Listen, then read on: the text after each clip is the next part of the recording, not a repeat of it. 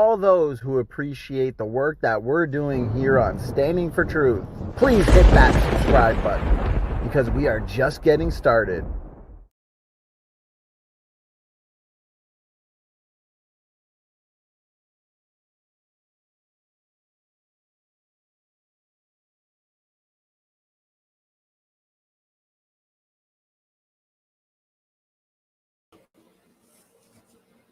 Okay, guys, looks like we are live for this incredibly exciting debate.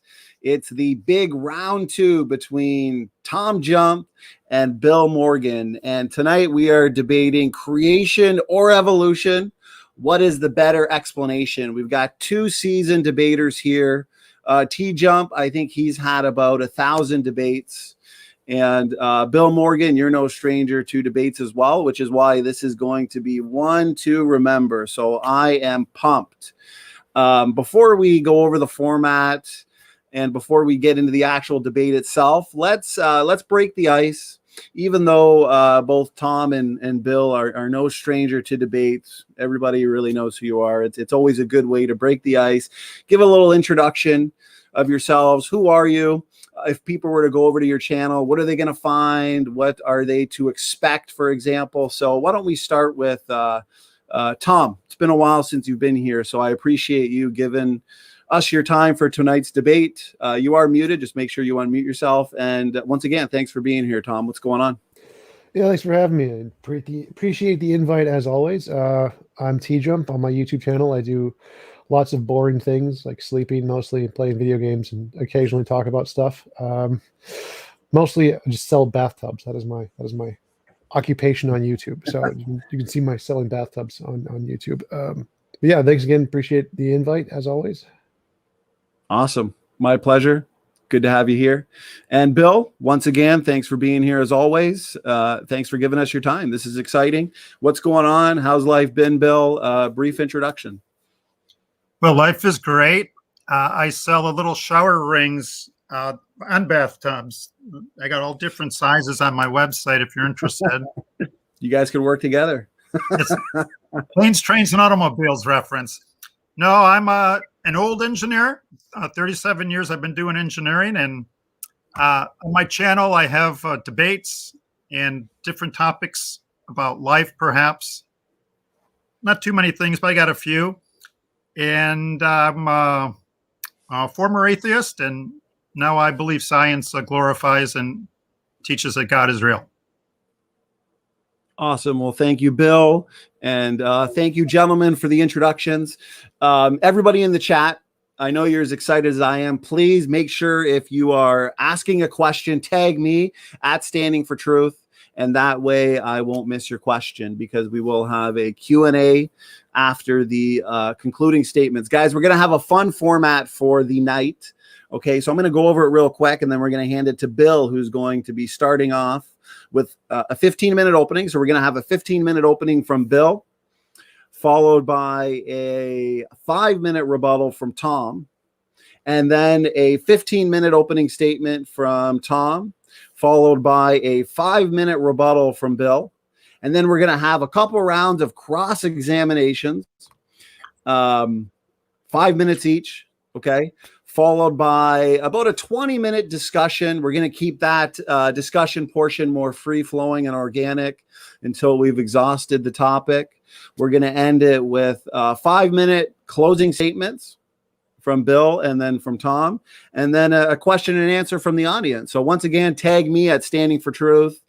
And enough for me. You didn't come here to see me. You came here to see the debaters, TJump and Bill Morgan. So Bill, we're going to hand it over to you. You've got 15 minutes. You start right now, right this second. I'm just kidding. So Bill, if you're looking to share your screen, let me know. I'll share it. And everybody in the chat, also, let us know how the audio is, the video is. Make sure we're not having any issues. And okay. I know you gentlemen, I know, Bill, you usually time yourself. What I'll do is I'll give you a 1-minute warning, and that'll give you the necessary time to kind of wind things down. So, Bill, whenever you're ready to share screen, just pop it up there, and I'll. Okay, so you're going to do it all on your end? Yeah, as long as you click the share screen, then I can approve it for you, and then you can go through your slides. All right.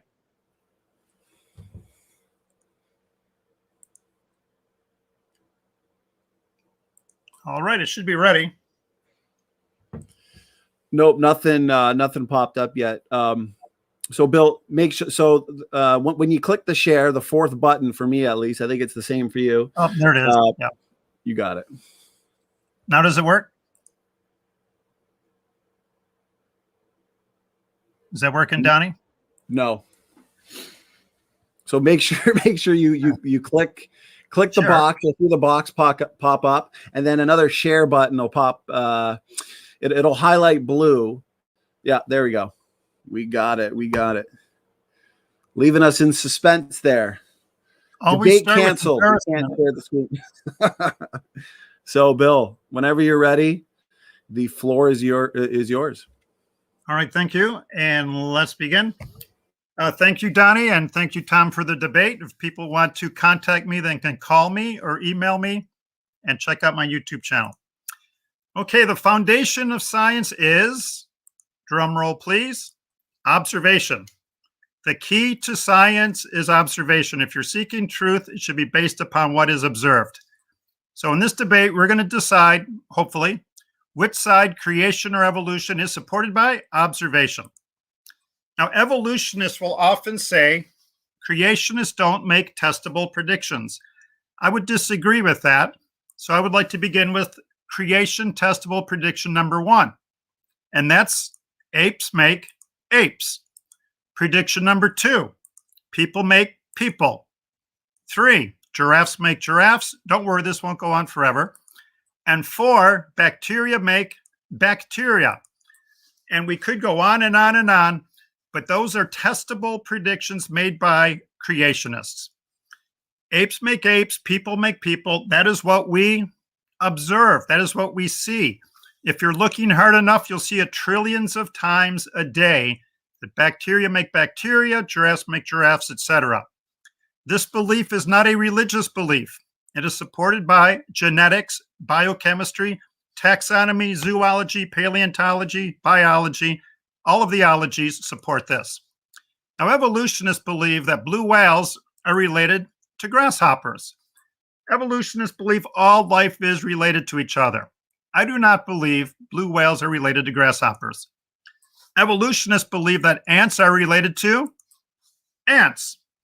That's Ant B from Mayberry RFD days for you young people. And evolutionists believe bacteria is related to Beethoven. Beethoven is not too crazy about that. I do not believe this is a scientific belief. I believe it is a philosophical and fantasy. There are 8 billion people on Earth. What do we observe? They all came from people. When they reproduce, they make people. These are predictable observations by creationists. There's 1 million apes on Earth. What do we observe? They came from apes and they make apes. 8 billion people, 1 million apes. What do we not observe? 0 ape men. Where are the transitional forms? They are not alive. Nobody has seen this with their eyes. Nobody has observed it. You can trust your eyes that people only make people. The audience, you can decide which one is science, which one is fantasy. Do you think bacteria to Beethoven is fantasy or science? I believe it's fantasy. Believing that bacteria makes bacteria, I believe that is sound science. If you think bacteria plus time plus mutations could result in a human, you're contradicting biochemistry and genetics. Your philosophy is overwhelming your science. My life story real quickly. I've loved science my entire life. As an engineer, I love it, and I enjoy learning different fields of science. When I was 14 years old, my biology teacher put this on the wall and taught the students as if it were fact that humans are related to ape men. I had no problem trusting and believing him. He's the teacher. So I said, wow, the Bible is a bunch of hooey. And I rejected it and thought it was an anti-scientific book because my teacher said we came from ape men. Very important. What are these? Ladies and gentlemen, these are cartoon drawings. This is not observational empirical science. These are drawings. When I learned how lousy the fossils actually were at the age of 26, I investigated it more and more and concluded that the theory of evolution is nothing but stories and drawings. It's not observational science, it's not genetics, it's not biochemistry. So a question of the day: why do the textbooks only have drawings as evidence for the theory of evolution and not photographs? You do not see, you see computer animated drawings, you don't see photographs because there's nothing to photograph. Here are two science questions that creationists love, but freak out non-creationists. As you can tell, I love dogs. Question for Tom: matter and energy, how did it originate? What is your best explanation? And is your explanation scientific? This is a creation evolution debate. I hope you attempt to answer this and not avoid it. A creation testable prediction is matter and energy is neither created nor destroyed. I do not believe matter and energy is created or destroyed in the natural world. Creation testable prediction: in a closed system such as our universe, which contains all the matter, all the energy that can do work will convert to energy that cannot do work. This is called the second law of thermodynamics. It's not some idea by Bill. This is my old textbook from the 70s. I'm very old. An exact quote by the authors of the thermodynamics book. The authors see the second law of thermodynamics as man's description of the prior and continuing work of a creator, who also holds the answer to the future destiny of man and the universe. Now, Tom, to reiterate, I'm not asking if you know how matter and energy originated. What is your best explanation? Another creation testable prediction: life cannot come from non-life. Living things only come from previously living things. This is supported by the law of biogenesis. This is supported by the cell theory. And this is supported by our eyeballs. Every time we see new life, it comes from existing life. This is not a religious belief. So, Tom, what is your best explanation of how life originated? I'm not asking if you know, I'm asking for your best explanation. And is it a scientific explanation? This is a creation debate, and this is a part of the creation argument. Okay? So, Tom, suppose you were placed in charge of an important project. You could hire 8 billion people. Everybody on the planet is working for you. You have unlimited funding for your project, Tom. You can use every laboratory in the entire world. They're all going to be working for you to solve this problem. Could you and every person on the earth design and build a living dog? This is a sincere question, not a snide question at all. Could all the humans with all their gathered IQs build a living dog? Now, God does not make things. God makes systems. Systems are made up of components, and they're made up of components. In engineering, in a system, if one thing doesn't work, the whole thing doesn't work. In a dog, if the respiratory system doesn't work, nothing works. If the circulatory doesn't work, nothing works. You need many, many systems for a dog to survive. And there's just an example of some of the parts of the system. Living systems are a house of cards. If one thing breaks down, the whole thing breaks down. And as a designer, I know everything's got to work or else you're going to get chewed out. In life, you're going to be dead. So, Tom, we're going to break it down. We'll give you one project. Here are a list of some of the things required for a living dog, and we're going to put you in charge of the hair. Get ready for 56 million reasons that creation is true. How many hair follicles per square inch are on a dog? 15,000. There's my dog. Guess how many hair follicles she has? We did the math. 14 million hair follicles on an average sized dog. Let's look at one hair follicle. Decide if it's design or chance. Creation prediction. Hair follicles will be very complex. This is a system. It's a very complex system for only one hair follicle. Every hair follicle needs its own tiny muscle that you would have to design, Tom. 14 million tiny muscles in my dog. Every hair follicle has one little pipe to supply blood from an artery. 14 million little arteries have to be designed and built. There's a close-up of an artery, and that's a design. I used to design pipes quite a bit. They're not that easy to design. Every hair follicle has a vein for returning the blood. That's 14 million more. And they meet with a capillary. If we had more time, we could talk about the complexity of capillaries. Every hair has an oil gland. That's 14 million oil glands. The dog is shocked. Wait, it can make oil? Yes, it is. Take a guess. Is this oil simple or complex? Creation, testable, prediction. The oil in dogs will be very complex. And they are. The complexity never stops. The deeper you dig, the more and more complex things get.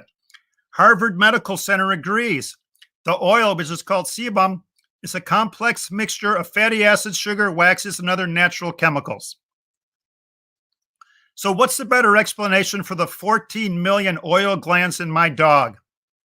Is it from a nature with an IQ of 0 or from creator with an IQ of infinity? I believe a creator of infinity is required to design this. So you add 14 million, 14 million, 14 million. There's 56 million reasons to believe in creation, just in the hair. So my dog has 56 million designs. There's 900 million dogs worldwide. Just for hair on a dog, you're at 51 quintillion designs that are beyond man's ability and comprehension. And that's only for the hair on the dog. In humans, there's 3 locations that our skin does not have sebaceous glands. Where are they? The palms, the bottom of our feet, the lower lip. What a fantastic design by a fantastic designer. So what's the point? We could be saying, well, my science is better than yours. And then Tom could say, no way, my science is better than yours. And Donnie has had hundreds of debates. So I thought about it. I'm going to take it just a little bit direction, but it's very important to the creation versus evolution debate. This is my 11th debate, and every one of my opponents has been very polite, kind, and respectful, and I thank them for that. So I politely ask my opponents and other evolutionists and atheists, or I say this, it is my opinion your arguments are anti-science. But more importantly, it is my experience that the fruits of your atheism often lead to this. I do a lot of evangelizing. I talk to this literally over thousands of young people in the past 30 years. I know what they're coming from. I know what they're about. And that's why I'm passionate about creation and evolution. There are many teenagers that are suicidal, depressed, etc. The reasons these people give me, and the teens will tell me about it, are all of these things. And I would be willing to say everybody watching this debate has felt each one of these at least once in their life. What do all of these things have in common? They result in real serious pain. Someone might say, hey, that kid's got a car and a nice bed. Well, that's not dealing with the pain in their life.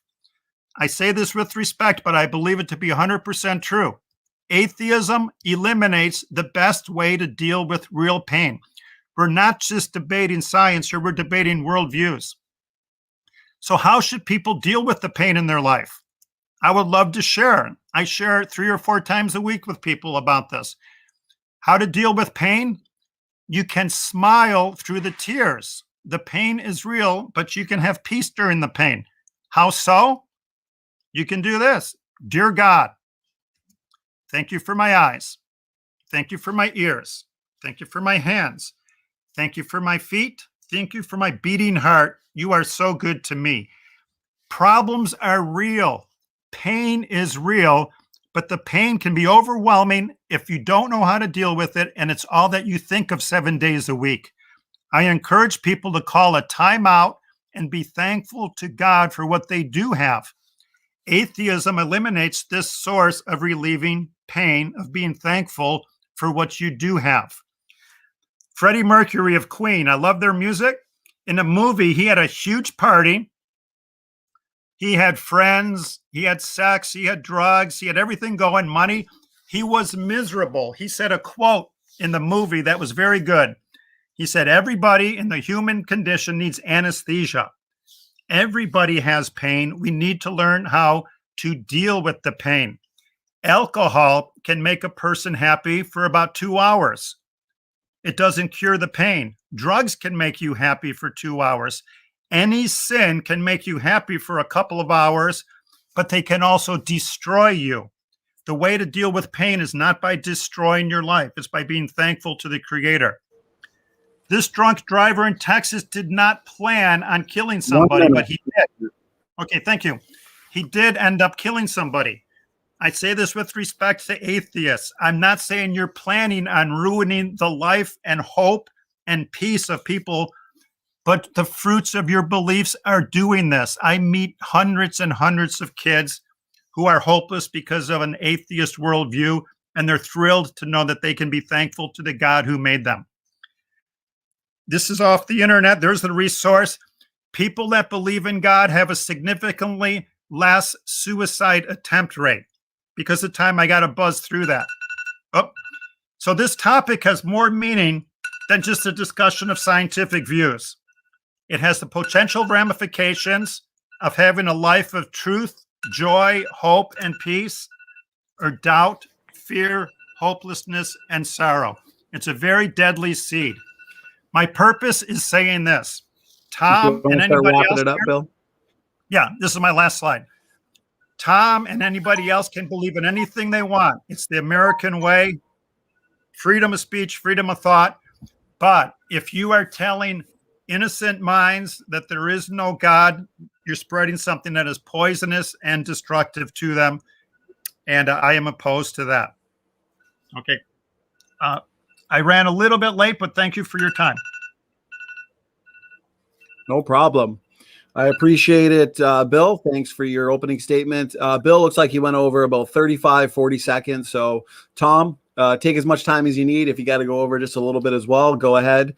But before we get into your opening, Tom, looks like we're jumping into your 5-minute rebuttal. So whenever you're ready, the floor is yours. Is that right, Bill? We're doing 5-minute rebuttal after the openings? Yes, sir. Okay. You need time to prepare. If you want to get your thoughts or act together, you can. No, that's fine. So the only evidence you presented in your opening was hair is really complicated. What's more likely, nature with an IQ of 0 or God or infinite IQ?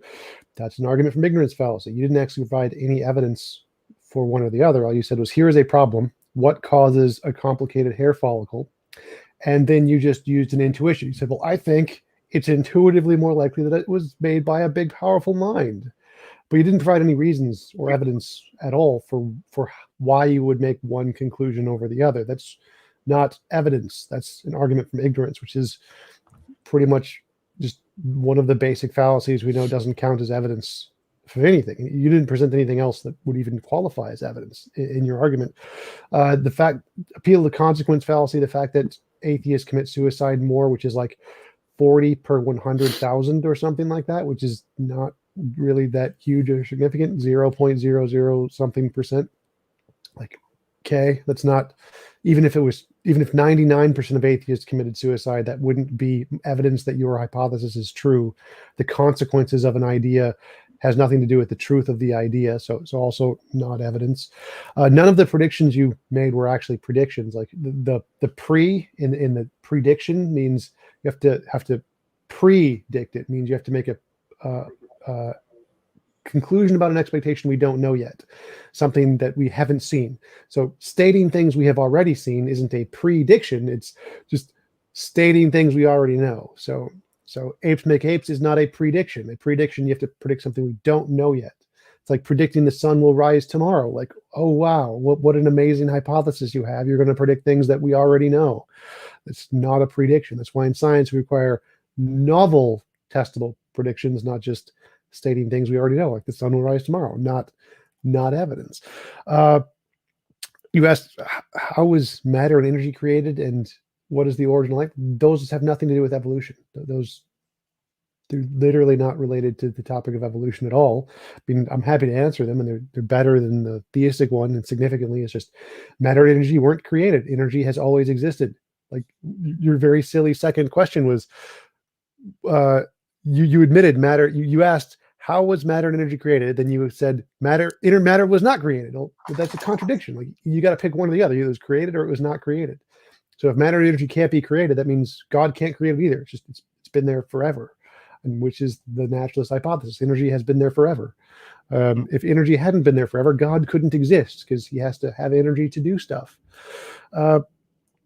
Life cannot come from non-life is a composition division fallacy. Like, walls cannot come from non-walls. Well, we build them with bricks, and bricks aren't walls, so obviously they can. So composition division fallacy, no evidence there. You also asked how life originated. The RNA world hypothesis is the best one right now. It is significantly better than the God hypothesis, because it does make novel testable predictions, which are testable and have been confirmed in many cases, which is real evidence. It makes a prediction about something we don't know yet, does an experiment, confirms the prediction. It doesn't just say, here's something we already know, apes come from apes. It doesn't do that. It predicts something we don't know, and it gets it right. That's real evidence. I think that covers everything in your opening. I'll conclude there. Awesome. Well, thank you, Tom. That was 5 minutes. You got about a minute and a half to spare. So according to the format you guys agreed to, it's like we are then going right into an introduction from yourself, Tom, which you've got about 15 and a half minutes. Of course, you don't need to take all the time. Whatever you don't take, as always, we throw into either the question and answer or discussion portion. So go ahead, Tom. Yeah, so my opening would be that in the debate between creation and evolution, the problem is that creationists don't understand how evidence work. If you just go to the wiki for intelligent design, the first sentence is intelligence design is a pseudoscience, and there's a reason for this. In science, the foundation of science isn't observation, because we can't observe many things in science. Neutrons, gluons, protein, neutrinos. There's all kinds of things we can't directly observe in science. We don't need to. We just need indirect observation. It's fine. So if you make a prediction, you say, hey, if there's this thing that we can't directly see, a neutrino, it has these properties, then if we create energy in this one location, we'll see it. We'll see little bubbles going through this, like, fluid or whatever in these certain conditions. And if that happens, then, oh, the neutrinos are there. So we made these predictions that if neutrinos exist, this event will happen. We see the event, neutrinos happen, even though we didn't observe the neutrino. You don't need to directly observe anything in science, because you have indirect observation. You just need to make a novel testable prediction to say, if my hypothesis is true, here's something that we don't know yet, and we'll expect to see it under these conditions. And if you discover it, that's good reason to believe that whatever you're saying exists does in fact exist. And that's exactly what we have for evolution in every single case. Arguing that it's impossible is not evidence. Like, many people have claimed many things are impossible. Einstein's theory of general and special relativity was claimed to be impossible by many philosophers, because space isn't a physical object, so it can't bend. So space-time can't bend, doesn't exist. Therefore, it's impossible for Einstein's model to be true. No one cared. No one cares about someone saying it's impossible. People claimed it was impossible for heavier than air flight, that computers will never be able to beat man at chess or Go or Jeopardy, that all kinds of things people claim will never go to space.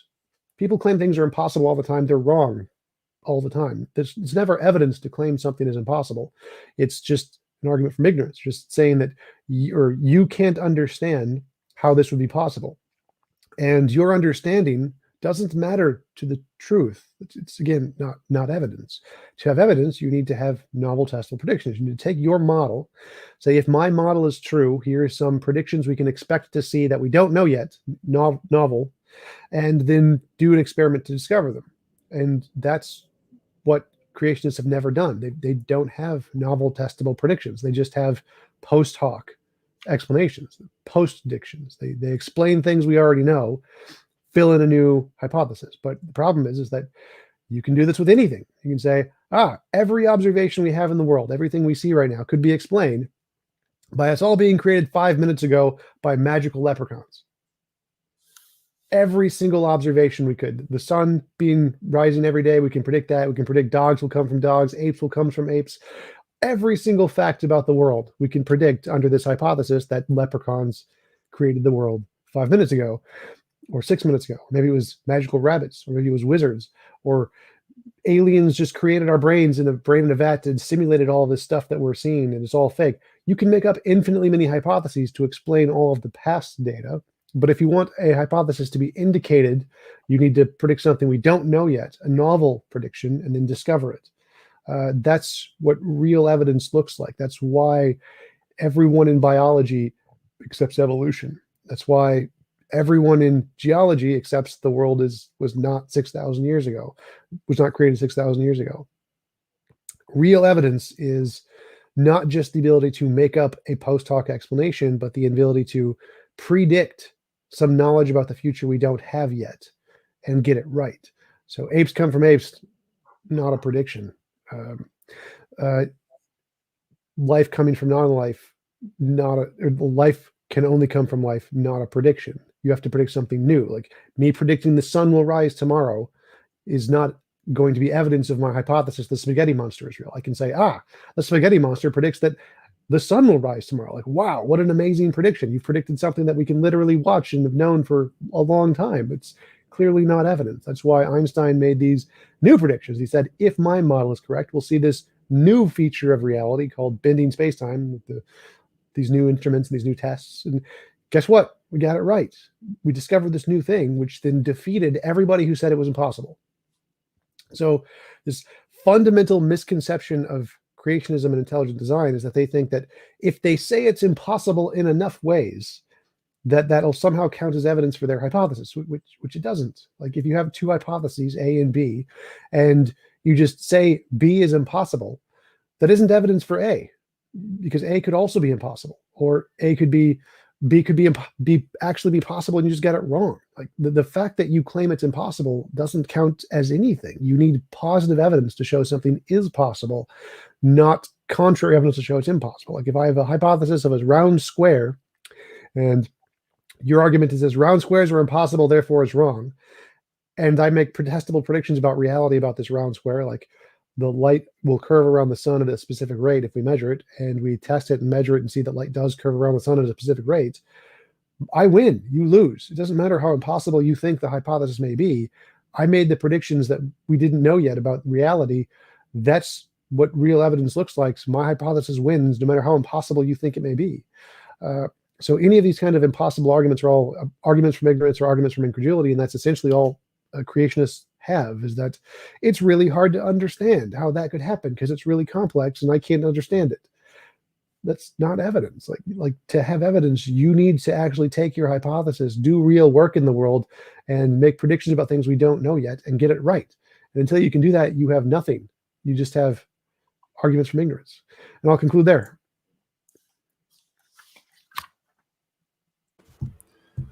Awesome. Thanks so much there, Tom. That means we are handing it over to Bill. You have your 5-minute rebuttal. As always, when it comes to the rebuttal rounds, I got to be a little bit more strict in terms of time. So you have 5 minutes. I'll start the clock on your first word. I'll give you a 1-minute warning, and then we'll wrap it up right at 5 minutes. So, Bill, the floor is yours. Okay. Well, it sounds like a philosophy versus science debate where Tom is saying, well, according to this definition, if the definition isn't right, your belief is wrong. Well, those are predictions about the offspring because we haven't seen them yet. And you have a definition of evidence that satisfies you. Well, we've got so much evidence, trillions and trillions of pieces of evidence.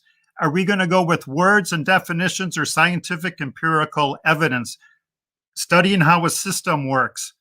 Please explain how a hair follicle would evolve, a cell, etc. So we'll go through it. He said I only produced the hair, but then he did admit I brought up thermodynamics. Tom said he believes in eternal energy. I don't know. I'm not being condescending if he's heard of entropy. Entropy is a function of time, and I do not know of anyone who believes in an eternal universe. Okay, he's glossed right over biogenesis and the cell theory that life only comes from life. If it doesn't fit his philosophical definition, he dismissed that as well. But that's something that he should address. I introduced genetics, biochemistry, taxonomy, zoology, etc. That's what we observe. and a definition cannot waive those away. And the design argument is a fine argument. Just because it's incredible doesn't mean it wasn't a design. The deeper we dig into designs and DNA and the cell, the more and more complex they get, which makes the atheist position more and more untenable. So again, he talked about predict, almost went to the Latin on that. Well, we don't know that yet, but what we don't know the predictions that an ape's going to have an ape. But Tom, when you fall in love and get married, I predict you're going to have human beings with 46 chromosomes. He talked about the RNA world, and it's not a quiz show, but I wonder how much he knows about this. RNA, does RNA need proteins? Does RNA need energy to reproduce? When RNA is reproduced in the lab, are they adding chemicals to it, or is just the RNA? There's so much more to life than just the RNA world. We can talk about that. He talked about things you can only directly observe, but then he talked about neutrinos. The effects of things can be observed, and that's scientific. Science is based on observation. The effects of neutrinos is a scientific process. He talked about, and I got to share a screen. Can I get an extra second or two? Donnie? Can I share the screen without losing any time? Hello? I was giving you the Yes, thumbs up, go Bill. for I it. was on mute. So Okay. yes, go ahead. Okay. He said all biologists and all geologists believe either in evolution or an old Earth. That's just patently not true, and I'm sure he knows that, but he talks about consensus, okay? People will say the consensus is that the theory of evolution is true. Let's go back to 1979 and see what consensus can do. George Washington was very ill. What did they do? Bloodletting. The consensus of all the great minds was take as much blood out of him as we can. What was the result? A tombstone, 1799. Talking more about consensus, if you're in Egypt in 1550 BC and had an earache, the consensus was cow dung, okay? If you cut your finger, they can fix that. The Egyptians, the consensus was donkey dung, okay? Question authority, because my question to Tom, if you're just going to go with consensus for your whole life, in 1850, would you be a creationist? Because that was the consensus at the time. Don't worry about peer pressure. Don't worry about consensus. Worry about facts, evidence, observation, design, thermodynamics, biochemistry. All speak and support of the creation position. Let's just talk about the systems real quick as my time ticks down. My dog is a system. Her follicles are a system, but the follicles are useless without a digestive system, a circulatory system, a nervous system, a muscular system. I would like Tom to try to begin to explain how he would design 14 million tiny muscles to control the hair. Could he and the entire Earth, a combined IQ of 800 billion people working on designing a dog, could you build a living dog? Okay, my time just ran out, and I thank you very much. Well, okay. And you did have a couple seconds to spare just because we gave you a few extra seconds for your screen share. That being said, Bill, thanks for your rebuttal. I'll take those couple extra seconds. Donnie, can I have if you 5 want more to wrap seconds? up your points, go ahead. Okay. Yes, so go ahead. Tom, Wrap up your points, Bill. Tom, if you and your design team could make an entire living dog, you got to make a female dog as well. And good luck with that, my friend. But thank you. Well, gentlemen, I want to thank you for both your opening statements and both your rebuttals. We are now moving into the cross exam. So everybody's favorite part of the debate, the cross exams and the discussion. So it looks like we are starting with Bill, who is going to be firing questions at Tom for 5 minutes. I'll start the timer on your first question. And then we'll throw it over to Tom to ask you questions for 5 minutes, Bill. So the floor is yours, gentlemen. Okay, I guess I get to go first. Tom, why do you believe in the RNA world as the best explanation for the origin of life? Novel testable predictions. Please tell me. Novel testable predictions. Great. What have you observed that made you convinced this is a good explanation? I'm just going to pause it. I'm just going to pause real quick. Bill, if you wanted to take I think your timer was still going off, or maybe it. It is. Sorry about that. We don't want to be hearing that for the next. So take your. I've paused the time, so no worries. No worries. It's a new timer. Can you hear it? Hold on. Only very faintly now. the timer that won't stop. You won't be able to hear it. Okay, well that gave Tom some more time. All right, so we'll start over. Hey Tom, what novel predictions have you seen in the RNA world hypothesis that made you say that's how life originated? Several dozen of them. They're all listed in the article First Life, the Search for the First Replicator by Michael Marshall in the New Scientist article. They go through a list of all the different progresses made in the RNA world hypothesis where things we didn't know about were finally discovered, starting with RNA enzymes to RNA replicators to self-replicating molecules. It just goes through a whole list of them. Okay, do you know what an enzyme is? Sure. What is it? Biological function. Like, what is this? No, it's not. It's a protein. You're starting with RNA. And I say this with respect. It's not a quiz show. But, Tom, RNA needs proteins to reproduce. And you can't start with RNA. Is there a question in there? Yeah, I asked you if you knew what you said RNA enzymes, and an enzyme is a protein, but you're starting with just the RNA. That's okay. Wait, let me finish. Life is a system. There's many components, and you're starting with the RNA world. So you want to start with RNA and proteins, okay? No. I never said that. You said the RNA world. Yeah.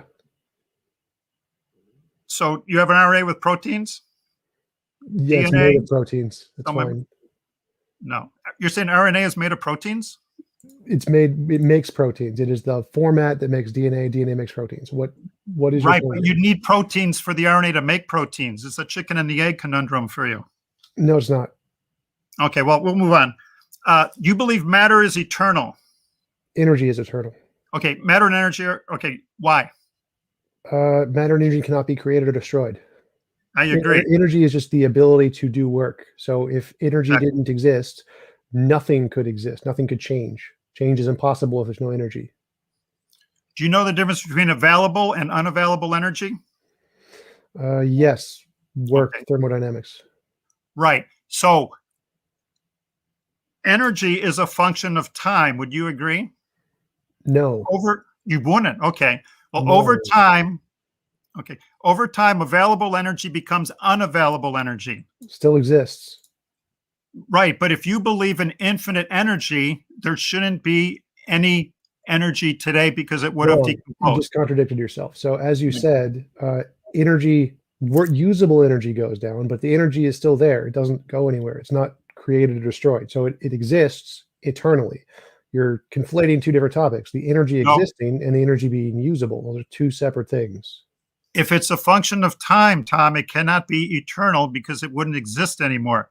How did we get all that available energy? You contradicted yourself. So energy, usable energy is the energy in like a potential energy state. It has to be able to be moved, but energy itself is still there, even if it's not usable. So it doesn't go anywhere. So the energy still exists because it doesn't go anywhere. Available energy cannot be eternal because it converts to unavailable. I didn't say available energy. I said energy. But that's what can do work, and you knew that. You said it earlier. No, I didn't say that. Don't interrupt me. Don't interrupt me. This is my turn to ask questions.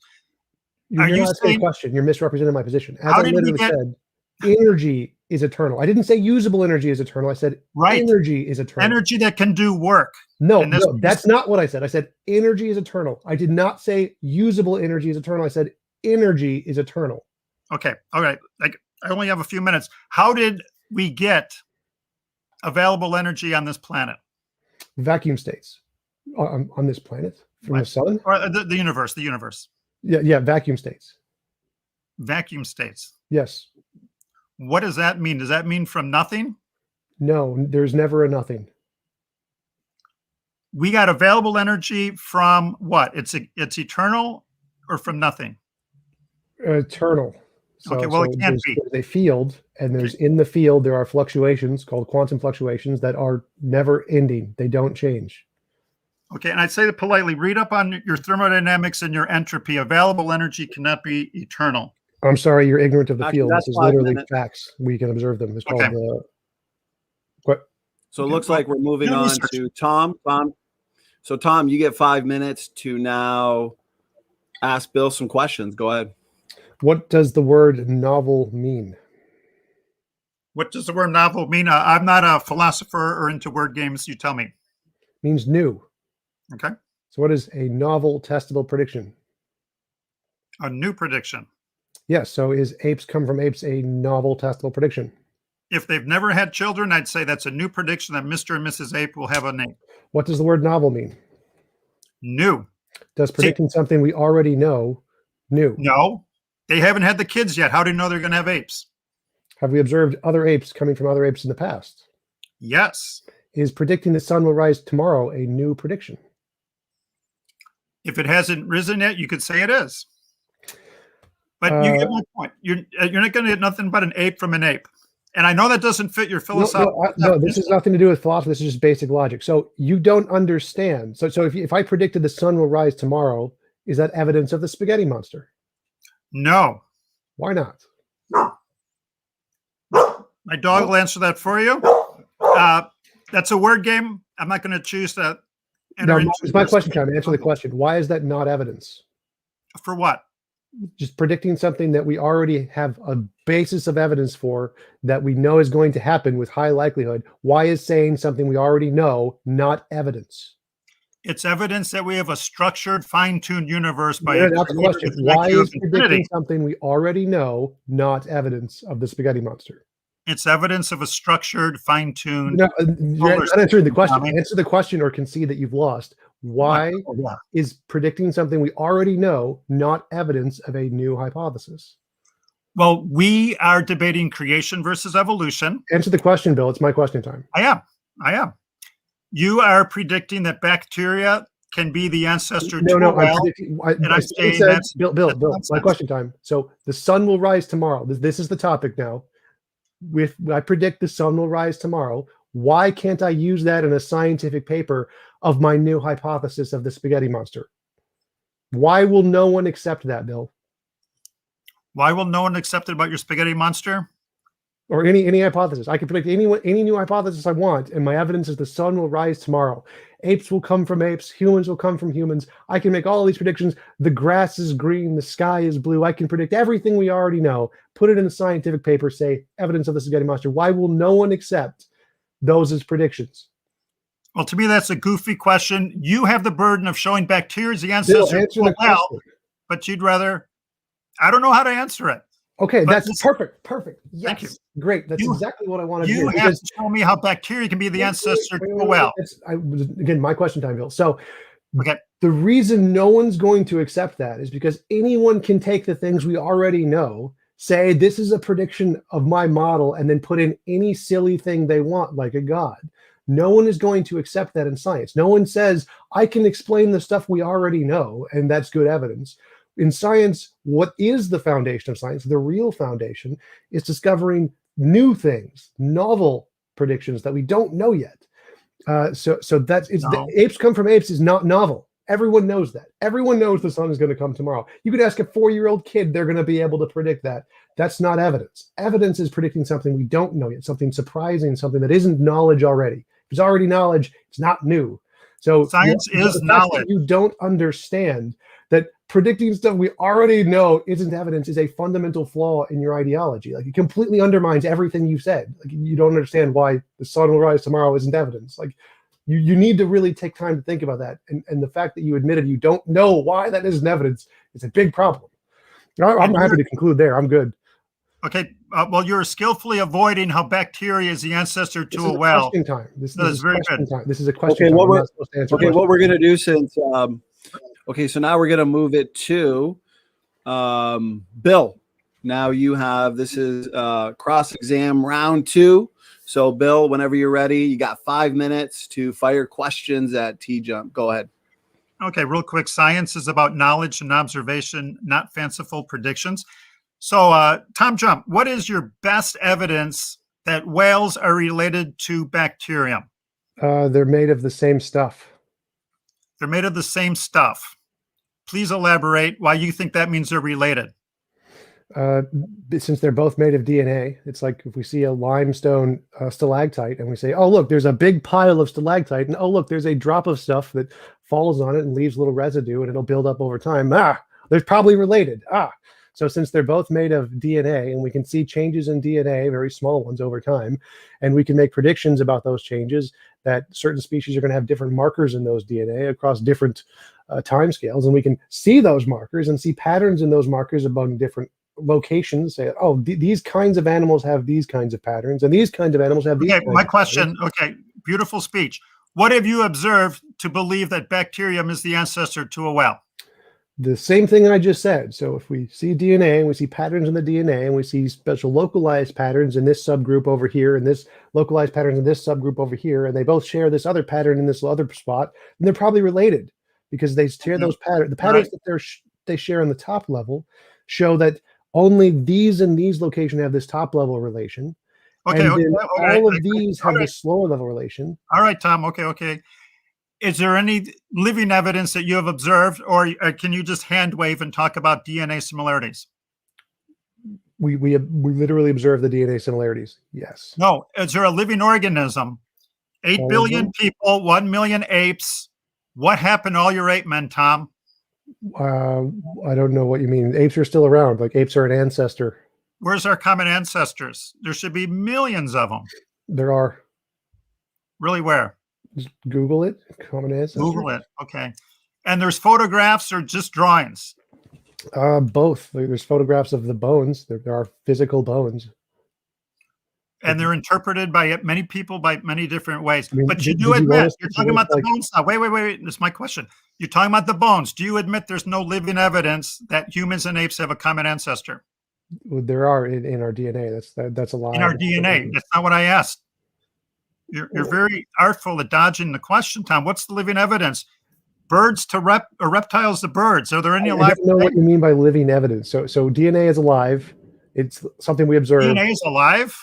If my dog dies, cells are alive. They're made of DNA. It's living. What do you mean by living evidence? It's alive. Yes, the cells are alive. It's metabolizing. Bless you. So, what do you mean by living evidence? Yes, there are things we can observe. DNA. It's there. It's in living things. DNA cells is are not alive. living, Tom.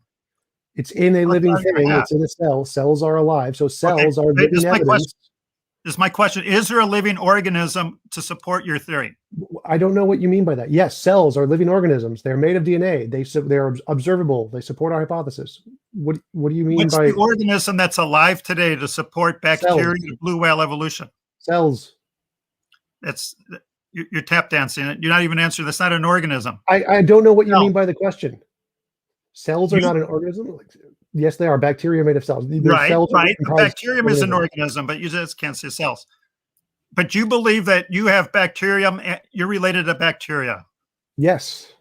And it sounds like it's based on philosophy for me if you can't produce evidence for that. No, it's based on observable, testable predictions. No, not one living organism today supports your theory. It's called genetics and biochemistry. Every single one of them does. We observe every single one of them has DNA patterns that we can follow the markers of exactly the same as we can tell I'm related to my sister or my aunt in the exact same way. We say, oh, look, there's these genetic similarities at this point in the DNA, and it's of these locations that we can tell we're related. And we use the exact same method for every single life form. Like, oh, there are these genetic markers in these species at these locations. You said that 3 times already. But you do admit there's no living organism, so I win. No, I just there are like there's the same living organism. Like there's no common ancestor between me and my sister. Very good at the words. Very bad. No. Whales so make where's the living organism? Bacteria. Where's the living organism? Biochemistry. That's observation. Where's the living organism between me and my sister? Where's the common ancestor? Mom and dad. Parents are dead. So if my parents are dead, there's no living organism. Oh, what do you do?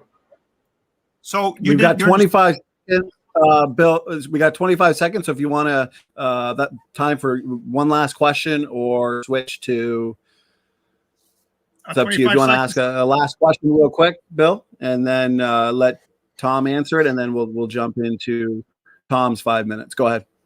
Why are you an atheist? Because it's supported by the evidence. And what's the best evidence for that? The fact that there's no evidence of a God means it's most likely imaginary, due to the fact that every single hypothesis we've come up with starts as imaginary until demonstrated otherwise. So the human eye is the result of nature with an IQ of 0, or a designer? Nature. You have more faith than me, Okay, and I respect it. People can There's disagree. There's no faith there. I didn't say faith at all. So straw man. All right, gentlemen, thank you for keeping this fun and lively and engaging. We got over 70 people in the chat, so everybody in the chat, make sure to hit that like button. I appreciate the super chats and great questions. Once we do get to the Q&A, guys, we'll get through as many as we can, or else we'll be here for 10 hours. So anyways, let's hand it over to Tom. Tom, you got 5 minutes to cross-examine Bill. Go ahead. Who is the common ancestor between us and Jesus? Who is the common ancestor between Who is the living organism common ancestor between us and Jesus? Well, on the silly scale, that's about a 9.9. I believe you can just pick my okay, great grandparents. So who is the living ancestor, the living organism who is the common ancestor of us and our great grandparents? Mitochondrial Eve. Have you ever heard of mitochondrial Eve? I know it's your time, but that's my answer. Is a living organism today that we can observe? Well, I don't want to take your time with the question, but do you know what about mitochondrial Eve? Is that a living organism today that we can observe, which is a common ancestor between us and our great grandparents? Yeah, just like our parents. My parents are dead too. Is that a living organism common ancestor that we can observe? It is a common ancestor that is dead living organism. I'm asking your own silly question. Is that a living organism that we can observe today, which is a common ancestor?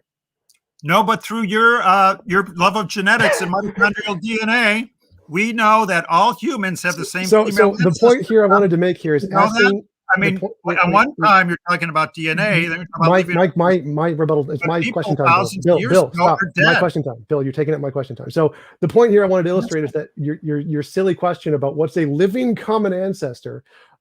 If it's an ancestor, it's probably dead, because it's like our great grandparents. Like, you can't have a living common ancestor. It doesn't make any sense, Bill. It's dumb. So next question, like, their offspring could be alive today, Tom. Yes, that's fine. We have They're that. not. We have that. So next question. Is there a difference between energy and usable energy? Yes, absolutely. Available energy and unavailable energy. Usable and available are synonyms, Bill. So does energy itself created? Does that have a beginning? Absolutely. It's called entropy. Okay. Bill, is entropy the beginning of usable energy or energy itself? Ah, very good. I believe the ball started at the top of the hill, that at the beginning we had a lot of available energy, and as time goes on, the ball is rolling down the hill. I don't understand. Bill, let me one sentence. Available energy becomes unavailable. Okay, but that's not my question, Bill. Again, listen to the question. Bill, is entropy, the second law of thermodynamics, is that a beginning to energy or usable energy? Available energy. So did actual energy available? There was heat. There was Bill. Did energy itself have a beginning? I'm not talking about usable energy, Bill. Yes. Wait, what? So you're saying because of the second law of thermodynamics, which only has to do with usable energy, that all energy had a beginning? Am I understanding? Okay. Oh, all right. I guess you just bite the bullet on that one and admit you don't understand physics, but okay. Wait, my friend. Wait, my condescending friend from Minnesota. Unavailable energy is still composed of atoms. Atoms are not eternal. Your Big Bang proponents even teach that. Do you think atoms are eternal, my friend? So you're saying there's no energy in waves? Like microwaves, radio waves, those don't matter. Energy. It comes from a source that has matter. It doesn't come from your spaghetti monster, Tom. Wait, Energy What? comes from nothing. radio waves and microwaves come from matter. Is that right? Microwaves come from a source, not from nothing. So like what happened before there were any hydrogen atoms? How did what? Go ahead. So in physics, standard physics, atoms can form. They don't just start. There were no atoms, and then atoms formed. So you seem to not really understand how waves, energy isn't just matters. So matter equals energy times mass equals MC, matter times speed of light or whatever. MC squared. Yep. So it's energy isn't just matter. It doesn't come from matter. Energy is a field that exists there, and matter comes from that field, not the other way around. So you seem very confused by thinking that energy comes from matter. No, matter is energy. No, it can. 20 seconds. 20 seconds if you want. But that's not what I asked. Energy that's not what I source. asked. So I asked, does You're very energy? good at mixing words. Very good at philosophy. But I'm not doing any philosophy. This is just physics. So again, my question was: does thermodynamics, which only has to do with the usable energy, indicate a beginning to the energy itself? yes. Okay, let's allow Bill I don't know how to you answer get that that question. That'll be the last. Bill, yeah, if you want to just answer that question, and then we'll just transition right into the 15, 20-minute dialogue where it's not really as, it's a little bit more free-flowing and organic. So go ahead, Bill, answer that last question from Tom, and then I'll set the timer for the last portion, a brief dialogue. So go ahead. Well, just to repeat again, I already said it. Available energy is like a ball on the top of a hill. Over time, it's going to go downhill and convert available energy to unavailable energy, such as heat. Energy is a function of time. Energy cannot be eternal. Available energy cannot be eternal, Tom. And talk to your physics buddies about that, and they'll agree to you. They'll elbow you in the ribs and say, that Morgan guy was right. Nope, they're all going to say you're wrong. Okay. Because energy. I know it won't eternal. convince you, Tom. Your mind's made up, but Well, you can just ask the first law of thermodynamics. Energy cannot be created or destroyed, so it is eternal. The second law is that usable energy goes down, but the energy from the first law is eternal, no beginning. Usable energy, sure. Energy, no. I mean, this is basic physics. so now you're saying usable. I guess we're in our discussion now, right, Donnie? Yeah. Okay. So you're saying usable energy is not eternal, right? Yes. So usable energy had a beginning. I win. Okay, but I never said it was. I said energy is eternal. I didn't say usable energy is eternal. Well, usable energy is the energy that can do work. That's what you just said. If it was eternal, we would not be able to have that was today. never my argument, Bill. So I said energy is eternal. I never said usable energy is eternal, Bill. So where's the problem here? So where did we get the usable energy from? Vacuum states. So again, you're not understanding here. So do you not see that you've admitted there's a difference between energy and usable energy? Oh, I know it. And you admitted that thermodynamics, the second law, has to do with usable energy. So why do you think energy itself, not the usable energy, do not bring up anything about the falling ball here? Why do you think the energy itself had a beginning? I don't care about the second part. I don't care about the thermodynamics. I care about the energy itself. Why do you think it had a beginning? Okay. And this is what I'm going to say. I believe energy and matter is neither created nor destroyed. The second law teaches available energy cannot be eternal. I don't not the second law. First one. And I don't. And you're going, wait, Bill. The unavailable energy is eternal. You tell me how that unavailable energy made your vacuum states to make available energy. I'm all ears. Go. Again, not the question here, Bill. So I'm still trying to get, where did the energy itself, if it didn't have a beginning, that means it's eternal, right? It did have a beginning. I never said that. You're putting words in my mouth. Wait, I thought you just said that the energy itself was never created or destroyed. In natural processes. So it did have a beginning. So that's what I'm asking about right there. That's the part I'm asking about. this is a common ground we can have. Okay. I believe in a supernatural entity. You're going to agree with me here in a second. Can I 100% absolutely prove that? No. But I believe the first law of thermodynamics and the second law of thermodynamics falsifies the atheist position. Yeah, that's what I'm asking about. This is what I I'm agree trying with to. you on that. It falsifies your position. No, I'm trying to get There's clarification nothing here. better to explain matter and energy, so I believe your position is falsified. That's what I'm trying to get some more clarification from you here. So you're saying that the first law of thermodynamics, energy cannot be created or destroyed, but only in a natural sense. And only in the natural means. So where did you get that conclusion from? And you're saying that the reason you believe that is because of the second law of thermodynamics? Yes, they work together hand in hand. And you could talk to the authors of that book if they're still alive. They're probably not, but they didn't say anything. We live in the natural world. You throw something out called vacuum states. Are you saying unavailable energy in a vacuum state makes available energy? Sort of, but well, you can invent perpetual motion then, Tom. Why don't you do that? It eternal energy. Yes. Energy from non-available energy. Vacuum states is eternal energy. Yes. I'm speechless. That is one of the weakest things I've ever heard. Google virtual particles. It's the consensus in physics. Go for it. But I'm still not energy. You cannot get available energy from your non-available energy. Well, we literally demonstrated this in a lab where we demonstrated virtual particles do exactly that, where you took two metal slips. I think it starts with a C of some kind. You put two really small metal slips next to each other to see if vacuum states can collapse them, and it does collapse them.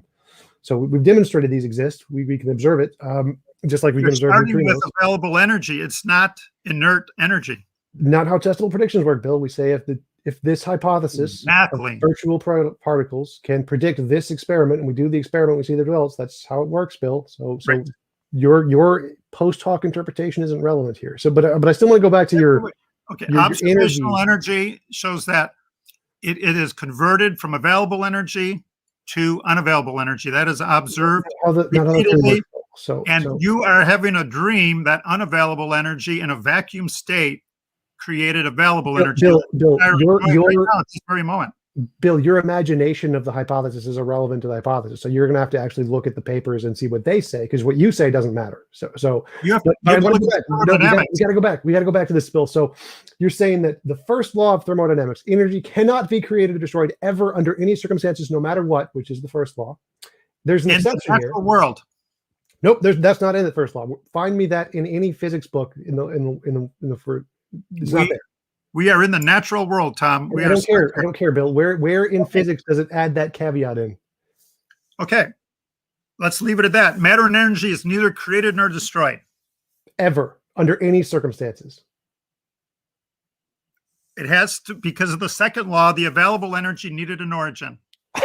Okay. So, Bill, the first law doesn't say the available energy can't be created or destroyed. It says energy cannot be created or destroyed. Great. Okay. So the second law has nothing to do with the first law. It sure does. It has to do with the time element. Bill, there's no time element in the first law. I agree. That's why we have the second law. So they have nothing to do with it. Gyrations are not helping your thermodynamics. Oh, it's helping my Patreon support, because we're all just laughing at the hilarity of what you're saying right now. So now I feel bad. I feel really bad. Don't. I appreciate you. I appreciate you being here, because this is great. I feel so good I'm being laughed at, but your thermodynamics is awful, Tom. Well, I haven't said anything about thermodynamics. I'm talking about the first law, not the second laws. So matter and energy is neither created nor destroyed. So why do you think that has an exception? Why do you think that's wrong? Why is that law wrong, Bill? Because of the second law. I even put the slide up by those thermodynamic authors. Do you know more about thermodynamics than those two guys, you think?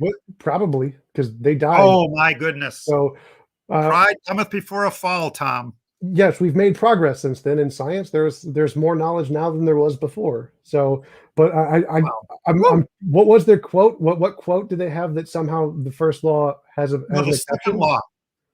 I didn't say anything. I said, what is it? Why is the first law wrong, Bill? The first law is true in the natural world, but you have to explain the origin of matter and energy. Where does that? Where does it say that? Where does it say the first law? Energy is not created or destroyed, but only in the natural world. Where is this? Where did you get this information, Bill? I can't find this in any physics books. It doesn't say that. It says matter cannot be created or destroyed. Period. End of sentence. Okay, no exceptions.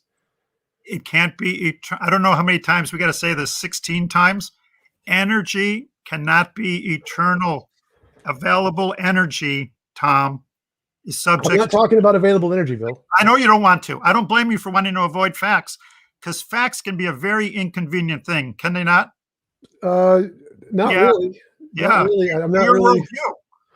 It can be really inconvenient. So again, you admit there's a difference between energy and usable energy. Those are two different things, correct? Available energy is what we call it in the profession. Right. Those are synonyms, Bill. So there's a difference between energy and usable energy, right? They're two different things. One is a subset. Available energy is energy. Okay. And then there's unavailable energy. And over time, unavailable energy. We are running out of available energy. I never said that we are going to face a heat death, as they say. Is unavailable energy energy? Because available energy is not infinite. Bill, time. Is unavailable energy also a kind of energy? Yes. So the energy is still there, right? It doesn't go anywhere. It doesn't go. You got the ball at the bottom of the hill. You got to get the ball to the top of the hill, Tom. Okay, but I didn't say that. So the energy is still there, right? You're avoiding the ball. What? Well, I'm trying to get you to actually address my question. Like, you're bringing up a second question. So there's two different concepts: energy and usable energy, and non-usable energy. Two separate things there. Concepts. Is there a difference between energy and usable energy? Are those two different things? There's available energy and there's unavailable energy. And over time, one becomes the other. Okay. Therefore, available energy cannot be eternal, Tom. I grant that. Yes, available energy cannot be eternal. Okay. What about you make up this vacuum tubes that you make up vacuum tubes made available energy. Bill, even my dog doesn't agree with that. Bill, the question here was that the dog's laughing at you. Ha ha. So available energy is not eternal. Okay. But is energy eternal? No, I do not believe it. Okay. So why? Because why is this wrong, Bill? Tommy, unavailable energy still has atoms. Atoms are not eternal. I can't teach you anymore. There's not going to be any atoms when there's unavailable energy. There's going to be no atoms, Bill. You believe the energy in an atom is eternal? Well, yeah, but it's going to diffuse into a wave. So the particle isn't eternal. Okay. The particle is going to dissolve, but the energy is still going to be there. No, it's going to become unavailable, Tom. You're talking out of your buttocks. It still exists when it's unavailable. It's still there. It doesn't. Yes, the energy is still there even when it's unavailable. It doesn't, like you've admitted this. Work. That's fine. It still exists. See, my dog's laughing at you, Tom. Your Patreon supporters versus my dog. I'm going to go with my dog, and I'm going to go with thermodynamics and the professors. And you got to research that vacuum theory. Nonsense. Vacuum states. Okay. Let me find the experiment for it. No, we've done this. Vacuum states. Yeah, find that paper. Find that paper there. This is the real world. Yeah, but yeah, your confusion on the first law and the second law is pretty hilarious. And also the fact that you didn't know why the sun rising tomorrow doesn't actually count as evidence of a new hypothesis. Beautiful. Also something you should. Well, your belief that unavailable energy made available is sad. Casimir effect. It's not just funny. The dog thinks it's funny, but it's sad. But we're digressing. I'm happy if the dog is laughing too. That means more joy for us all. So that's Casimir effect. Casimir effect is the experiment. So again, the two major problems that I've identified in our talk today that I think you should work on is, one, trying to understand why predicting things we already know isn't evidence. Like predicting the sun will rise tomorrow no one's going to accept that. I'm predicting the offspring of every ape, bacteria, zebra, human will be human. That's a prediction. I know you don't like that, but that's a prediction. The offspring of every ape and chimpanzee. They haven't been seen yet. And giraffe will be human. Like, okay. Okay. Humans make humans. So the point here is that I think that one thing that not just yourself, but many creationists should look into is understanding why making predictions about things we already know or expect with a high likelihood isn't evidence. No one accepts that as evidence. No one accepts the sun will rise tomorrow as evidence for the same reason no one accepts apes will produce apes as evidence. And I think understanding that fact will really help the creationists to improve their argument. They should probably build a model that can incorporate and explain why people don't accept that as evidence into their epistemology. And secondly, is there evidence for gravity? Yes. Are there new predictions for gravity? Einstein, well, there were when Einstein made them. What about today, 2000? But I don't use science, Tom. You're playing philosophical word games. What? So Einstein made a new prediction about gravity that we can observe it bending through black holes and things. We can observe permutations in space-time. So yeah, he made new predictions that no one knew before that we did discover. I don't know if there are any. I don't think there are any novel predictions about a new model yet. Well, what do you need novel for if this is going to fall? That's science. If you have a new hypothesis, like if I want to say that Einstein was wrong and there's this new theory of gravity that is better than Einstein's theory, in order to show that I have a better theory than Einstein's, I have to predict something Einstein didn't, right? Well, truth might not need a better prediction, my friend. Truth might be truth. And science is a pursuit of truth and knowledge. And every offspring supports the creation model, but you reject it because it's not a novel prediction. Right. So like, thank you. I win again. Yeah, I think that's a great representation. Absolutely. I would totally agree with that. So, and the reason is because any hypothesis can explain all of the past data. Like if we see a cup falling over and I can say, I think that the cup was knocked over by a squirrel and you think the cup was knocked over by a bird or the wind or the table. They can all explain the cup being knocked over, but to know which one was right or which one is the best explanation, it would have to predict something we don't know yet. Like if I think a squirrel knocked over the cup, and we can know this because when we go and look at the cup, we're going to find squirrel droppings all around the cup. And if we look and we see, there's squirrel droppings, that means that my hypothesis is better than all of the others because it predicted something we don't know yet and got it right. That's the novel part. Like anybody can explain the cup. Better that humans can only make humans better than yours because they got 8 billion living pieces of evidence right now. So if we see 8 billion cups falling over, it's better than squirrel droppings. No, that's the cup. No. Answer my question. Don't go back to the cup. What was the question? It's my prediction that humans can only make humans better than yours because that's what we observe. There's no prediction there. That's again. There's no prediction except the offspring. In the analogy, the humans come from humans is the cup falling over, and the squirrel droppings is the new thing we need to predict. No, don't run from my question. Is my prediction better? It's not a prediction. So yes, it is because they haven't had kids yet. When you get married, I predict you're going to have a kid, and when you have that happy day, think of me. No, I was right. So again, take the analogy. The analogy is if we see. You're not going to answer my question. I can tell. I did. You said, what is the prediction? Why are you running? It's not a prediction. So that's the answer. It's not. Why are you running from my simple prediction. question? I'm not talking about predictions. You asked which prediction was better. Like, is my prediction better than like something about 8 billion humans? Is that prediction better? It's not a prediction. That's the answer. The answer is not a novel prediction. Is my position better that 8 billion humans all came from humans can only make more humans better than a bacteria to blue whale hypothesis? No, it's worse, significantly worse, by like a huge margin. Huge margin. Okay, let me jump in here. It's been a lively debate. Definitely want to remember, a lot of fun. The timer went off about a minute ago. I didn't want to stop you guys in mid-sentence, but it kind of looks like you've both concluded your points. So therefore, if it's okay with you, if you guys think it's a good idea, maybe we jump into concluding statements, because we've got 5-minute concluding statements. Got a ton of questions. We'll do about 15 minutes of questions. I'll read off the super chats, get to as many questions as possible, and then we will call it a night. I want to respect both of your times for tonight. So Bill, you started, therefore you get to go first for your concluding statement. I see your screen popping up here, so all right, you're good to go. Good job for both of you. Go ahead.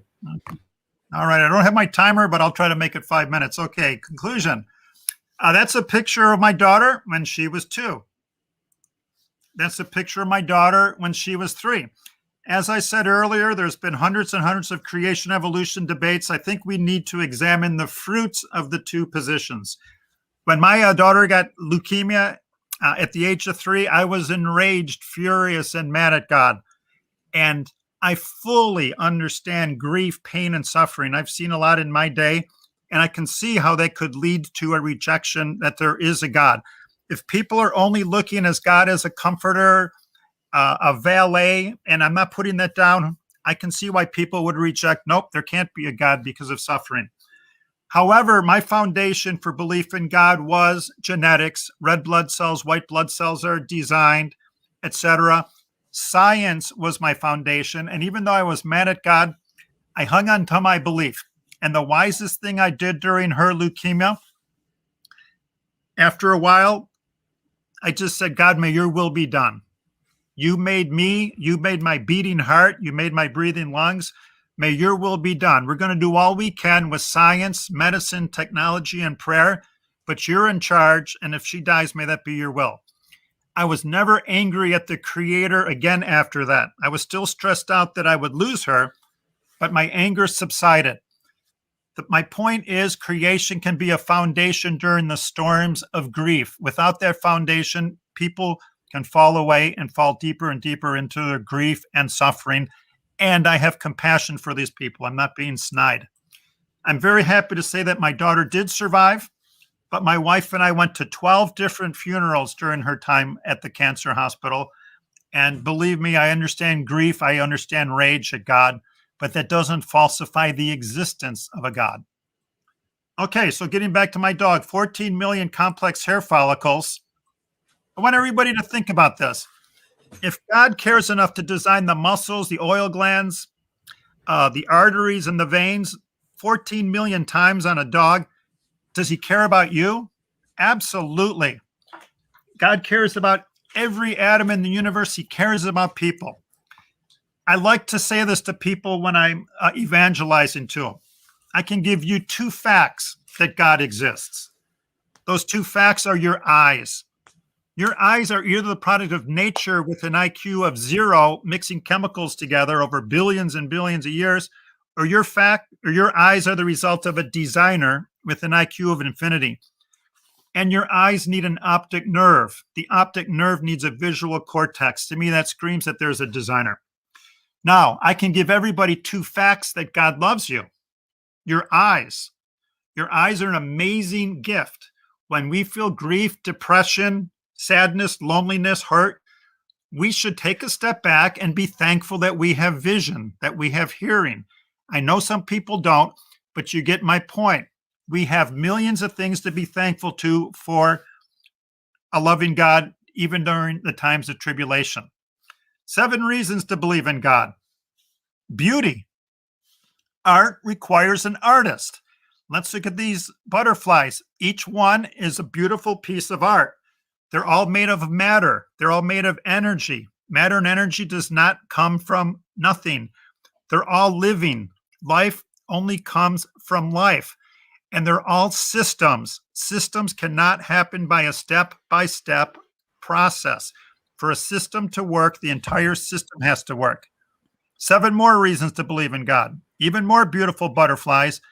B is the coolest one ever. It has clear wings. So thermodynamics, biochemistry, biology, the law of biogenesis, the cell theory, systems, design, overwhelming evidence that there's a God. So why would people deny God? In my opinion, there's 2 types of people. Those who know better and those who don't. Those who know better are, and I say this with respect, like Tom. Tom knows my arguments. He's heard them 100 times, but I believe for emotional reasons, he is rejecting them and not considering it. Then there's people who don't know better. I trusted my biology teacher, and I believe he told me a lie that humans were related to an ape-like ancestor and life started by chance in a Big Bang. So quick review. Evidence for the existence of God, the origin of matter and energy, the origin of life. We didn't even talk about the genetic code. Information always comes from a source. Design is information, systems, etc. Every atom is the result of design, in my opinion. So I encourage everybody to ask yourself, is your goal truth, or is your goal trying to prove what you want to be true? Again, I respect Tom, but I think he's making a lot of effort to fit a square peg into a round hole to trying to prove what he wants to be true. And I guess that's time, right? Yes. But if you want to wrap up in the next 10 seconds, I'll make sure Tom gets equal time. But if you just had a last sentence you wanted to get out within 5 or 10 seconds, go ahead, Bill. Okay. Well, in order to make this debate unique, atheists have to be aware that the fruits of their belief is causing despair, grief, disappointment, and suicidal thoughts to people who should be thankful and grateful to the God and Creator who made them. Thank you. Okay, thank you, Bill. That was exactly 6 minutes. So thank you so much for that concluding statement. Great debate, guys. It's been a lot of fun. Chat's having a great time. Tom, you get equal time for your concluding thoughts, concluding statement. So go ahead, floor is yours. Cool. Thanks again for inviting me on. Thanks for Bill for coming. I really enjoyed it. It was a fun conversation. So the main problem with the creationist ideology is their epistemology, is that they don't understand what counts as evidence. Like, in order for something to count as evidence, you can't just say the things we already know and say, I can explain the things we already know, like that apes will come from apes, or that the sun will rise tomorrow. And this is a really basic thing in philosophy of science. It's pretty much the foundational thing that is in all science, is that you need to tell us something new about the world, a novel prediction, not just a prediction. Like, technically he's correct. Predicting the sun will rise tomorrow is technically a prediction, but in prediction in science refers to something novel, something we don't know or don't expect, something new. And predicting the sun will rise tomorrow is not that kind of a prediction. It's not a novel prediction, and so it's not evidence. And until you can provide that kind of a novel prediction, discovering that if your hypothesis is true, here is some new fact about the world we can discover, which we don't know yet, which we've never seen before, then that's what you really need to support your hypothesis. That's what creationists would really need to support their conclusion is true, or that it is reasonable to support more so than biology, just like what Einstein did. Einstein said, yeah, Newton's model predicts that the planets will go around the sun. Yep, it explains that. It got it right every day. We always seen the planets go around in this way, perfectly fine. But he didn't just say, my mind can explain it, therefore I'm right. What he did was he said, mind can explain this other fact that Newton's can't explain. There's this new thing that Newton's doesn't explain, it doesn't see, and then mind can explain that. All of the models predict apes will come from apes. Every single evolutionary model says that. Every single evolutionary model says humans will come from humans. But they've been explaining something else that the creationist model can't explain, which is the patterns in the DNA. Why do the patterns in the DNA match between species? Why do we see these fossils at these locations? Why do we see these relationships between ring species? Evolution can explain all of that and millions of other things that creationists doesn't have any explanation for. And they explain these things before we knew them. They made predictions about these things. They said, if it's the case that everything in life is produced by evolution, then we'll see these things that we don't know yet. And oh my God, we discovered it. All of them, all of Darwin's predictions were true before he actually saw them. He predicted them. That's what real evidence looks like. And that's what creationists don't have. All they have is predicting the things we already know and claiming that they're special because, oh, look, a cup fell over, or 8 billion cups fell over. I can explain that as the wind. That's nice. Do you make any novel predictions? Because if not, you got nothing. And I will conclude there.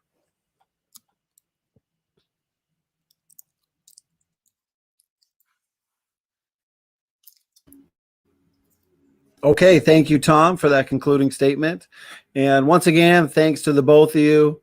Great debate. It's already been an hour and a half, so time has flown by, and we are going to get to as many of these questions as we can. I'll put a timer so we're not here all night, and why don't we let's get this party started. So here we go. Super chat from George Bond all the way at the beginning of the day. Super chat, $10. I appreciate it, George. As I always say, you're putting my kids through college. So he says, join me for pizza and beer. So I guess George is planning a wild night. So thanks for the super chat, George. Mitchell $5 super chat. Thank you so much, just to show his support. So I appreciate that.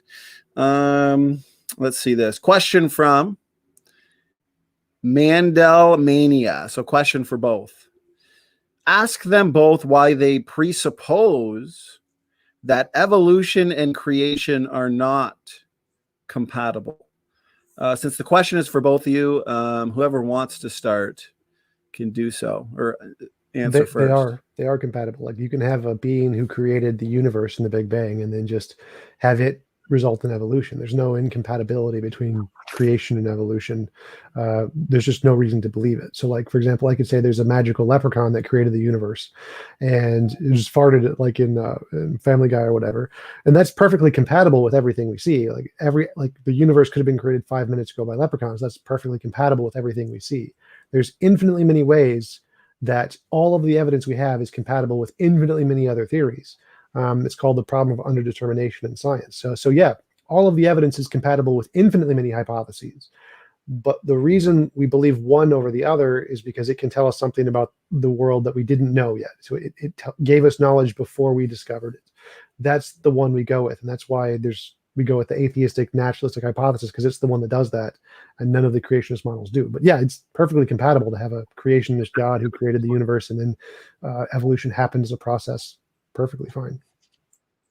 Okay, my turn. I don't know much about leprechaun yes, farts. Go ahead, Bill. Thanks for that. The farts of a leprechaun can be your area.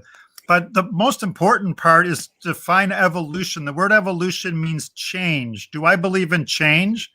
What type of change are you talking about? Most evolutionists, including Darwin and Origin of the Species, talked about what is referred to as microevolution. Birds with a different type of beak, people getting taller, the bacteria mutating. That's microevolution, because the bacteria, if it mutates, is still bacteria. People getting taller, they're still people. The finches with the different types of beaks, they're still finches. So I have no problem whatsoever, of course, with microevolution, which is change within a kind. You can breed dogs. There's over 200 breeds of dogs. I have no problem with that. But macroevolution is the belief that humans are related to bacteria. Now, I do not believe, and if I get hit by lightning, I'm here by myself. So I believe even God with an IQ of infinity could not create through a step-by-step evolutionary process, because this dog, we'll use my dog, is a system. If she got here by evolution, what evolved first? The circulatory system, the respiratory system, the nervous system, the digestive system? No, for this living system to exist, it has to be created instantly with the whole system in place. So I don't believe that God created a digestive system on a Monday, circulatory on a Tuesday, nervous system on a Wednesday, and I see Tom tilting his head like that, but it's not that hard to comprehend. A living system, to be living, needs all the systems working. So if God could not do it by a step-by-step process, nature with an IQ of 0 certainly couldn't make a living system where the dog has all kinds of systems required for it to be alive. So to me, it is incompatible to think that God created through evolution. If God wanted to create a whale, he'd create a whale. He wouldn't create bacteria, jump in the nucleus, rearrange it, jump out, etc. You guys get my point. If Tom was paid to build the space shuttle, he wouldn't start with a little red wagon and keep tweaking it. He would go right to the red wagon. And I believe that is logical in science, to believe that God made the dog as a dog, not as a descendant from a single cell organism. Just to clarify, you said it's impossible for even a God to create a step-by-step process to produce life? For a system like a dog with circulatory, digestive, immune, absolutely. They all have to be there at once. The neutron needs the proton, needs the electron, of the system. Well, guys, thank you for your answers on that question. So thanks for that question. Next comes in from Mitchell, $10 super chat. So Mitchell, thanks so much for the support. You guys are the life and blood of this channel, so I appreciate it. Question is for TJump. So he asks, you said that creationists don't know how evidence works during this debate. Can you then tell me how dark energy is an evidentiary force to create anything without observation? Dark energy doesn't create anything. It moves, stops farther away. So dark energy is the fact. It's not a thing that it's just a placeholder. So there's a phenomenon we observe, which is galaxies are moving further away faster and faster. They're increasing in speed, and we don't know what's causing that. So we place a label on it called dark energy. Dark just means we don't know what it is. So it doesn't create energy. It doesn't create anything. It's just an undiscovered phenomenon that we see in the world that we don't know what's causing it. Thank you for that response there, Tom. As always, we always allow a response from the other debater. Bill, if you had something you wanted to say or add to it. I think maybe the most pertinent response would be during Tom's opening, or maybe it was the rebuttal. He talked about direct evidence, and then later he talked about indirect evidence, and they both exist. And I would say that there appears to be indirect evidence of dark matter, that not everything that we conclude is directly observed. And since the question was for Tom, you get the last word if you wanted to make a comment or two. No, I agree with everything he said, except he said dark matter instead of dark energy. But yeah, I mean, there is both direct, or we don't have evidence of dark matter being a thing. It's a phenomenon. So there's something going on and we don't know what it is. So we just label it dark matter. It's not, we don't actually know if it's matter or wave. We have no idea what it is. Same with dark energy. We don't know what it is. We just know there's something happening there. So, but yeah, I mean, there's definitely indirect evidence of it for sure. Okay, gentlemen. Well, thanks for keeping this fun. Let's move on to the next question. Question here from Jamie Russell. Question for nobody is specified, but I think it's for you, Tom. So question is, so you make inferences about similarities. Still waiting for a verification of common ancestry. What is predicted in a novel way? Those things were predicted in a novel way. So the similarities in DNA that we would find if we looked in different species across the world were predicted before we saw them. So we didn't know it. Thank you, Tom. And then we said, if they're related, we'll find these same markers in the same location in the DNA. When we looked and we saw them. So those were predictions because we didn't know about them before we predicted them. And quick response, Bill? I'll start with a little sigh. Well, in the past, people, and there's nothing wrong with this, are learning more and more about DNA. They didn't make beautiful, great predictions. They thought most of the DNA was junk, that the parts that didn't code for proteins was useless. And of course, now we know that it's structurally important and it orchestrates the proteins like a band conductor orchestrates the instruments. So from Tom's answer, it made it seem like, yeah, 50 years ago, we knew all this about DNA and we predicted it. To me, that sounds like a self-fulfilling prophecy, perhaps, because people are learning more and more about DNA. John Sanford, who invented the gene gun, says every 3 months, we got to throw out something we knew for certain in genetics. And as we learn more and more about genetics, we learn about the complexity, which supports the design argument and falsifies the nature of an IQ of 0 argument. Well, thank you for that response, Bill. Tom, it was your original question. Therefore, if you'd like, you can have the last word. Sure. So the fact that we make new predictions doesn't mean that we didn't make old predictions. I think that was his argument. Like, yeah, we made predictions before and those predictions were right. And then we made new predictions and those predictions were right. That's how models change. That's why we need new predictions. So we have a new prediction, which is then confirmed, which supports a new hypothesis, which then invalidates the old hypothesis. So, but that doesn't mean that the old predictions were wrong. So I don't really understand what he said there, or why somehow the amount of junk information, which doesn't mean non-functional, it just means doesn't produce proteins, has anything to do with the correct predictions that there were certain patterns that we find across species. That prediction is still correct today. All right. Well, thank you, Tom. Thanks again, gentlemen. So next question from Mosh MYYM. Thanks for your question, Mosh, for TJump. So question is, where is the observable data showing ape-like creatures can transform over time into human beings? What scientists have seen these changes and where is it documented? Tom, go ahead. Take your time.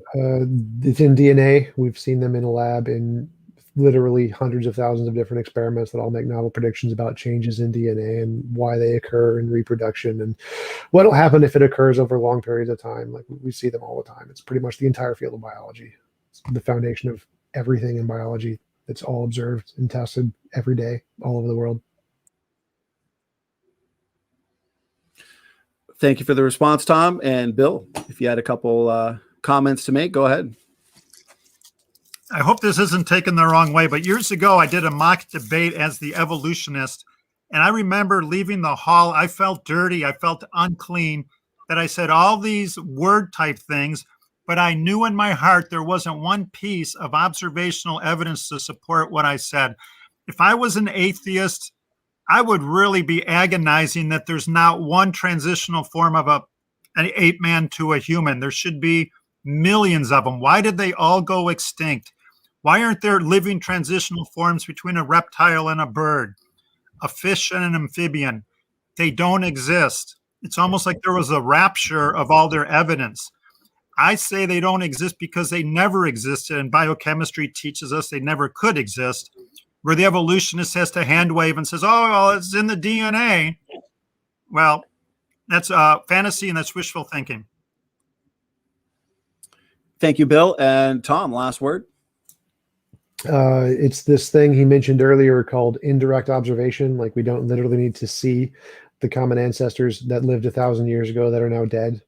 We can see the consequences of if they did exist, like the neutrinos. Like he already admitted, you can have indirect observation.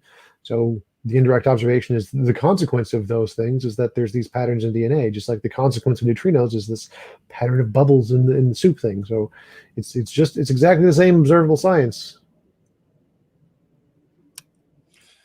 All right, thanks. Let's move right on to this next question in the form of a super chat. Mitchell, thanks again for your super chat, $5. He asks if an unobservable force such as dark energy is a creative force, how then can you conclude an intelligent force such as God can't be a factor? Tom, I'm guessing that question's for you.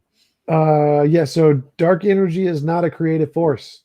We don't know what dark energy is. We don't even know if it is a force. It's just a phenomenon in the universe. We don't know what it is. It's just there's something happening over there. We don't know what it's causing it. We call it dark energy. Secondly, we don't conclude God it can't be a factor. That's not a thing in science. We do anything could be a factor. Magical leprechauns could be a factor. What we do is we say there's infinitely many ways to explain every phenomenon. Like the universe could have been created 5 minutes ago by leprechauns or fairies or unicorns or infinitely many things. We say that the theory that makes predictions is the best one. And so that it is the one that you should believe over all others, and all others are most likely imaginary. So because of the naturalistic hypothesis makes the testable predictions, which are confirmed, it's the best hypothesis, and all the other ones, because they don't, are imaginary. So like if I said, look at the cup that was knocked over. My hypothesis is a squirrel did it. So we'll see squirrel droppings, and we find squirrel droppings. Your hypothesis that a god knocked it over or that leprechauns did is imaginary. It's something in your imagination because there's no evidence for it. It's one of the ones that didn't make testable predictions. So that's how we rule out the God hypothesis, is that there's infinitely many imaginary ways we can explain it, and it's one of those.